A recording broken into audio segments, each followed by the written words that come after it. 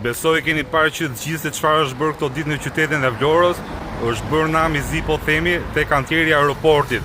Besoj keni parë që të gjithë ato pamje me ulërima, me shtyme, më the thash, ma bet shqiptar është po themi.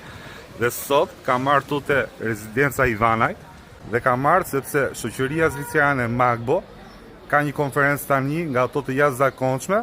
Dihet që të dy ortakët kanë pasur mosmarrëveshje shumë të thella, të cilat kanë shkaktuar edhe përplasje. Nga Magbo Konstruksion në asnjë moment dhe vazhdoj ta përsëris, nuk jemi absolutisht në vonesa apo pengus në hapjen e aeroportit. Konferenca shtypit ishte shumë e gjatë dhe nuk ka vend për këtë video 1 minutë, po këtu jam me Ornelën, e cila është konsulente e kompanisë dhe do më shpjegoj se çfarë i ka ndodhur te gjykata ditët e sotme. Hallëxhinjtë e mëdhenj në këtë vend që janë ish pronarët në Shqipëri, ka edhe më të mëdhenj që janë investitorët e huaj me sa duket. Edhe po të shikoni pamjet, aeroporti është për buzëkuqin e fundit tonë inxhinierët. Është plotësisht për shumë pak ditë për të dorëzuar. Janë 200 punëtorë që presin te dera e aeroportit sot për ta mbyllur dhe për ta dorëzuar tek qytetarët shqiptar.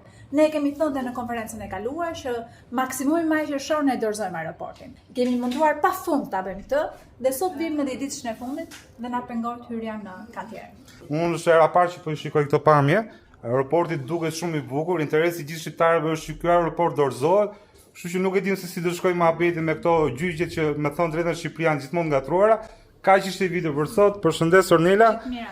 Aeroporti ishte i bukur, do ta shikoni vetë. Ciao.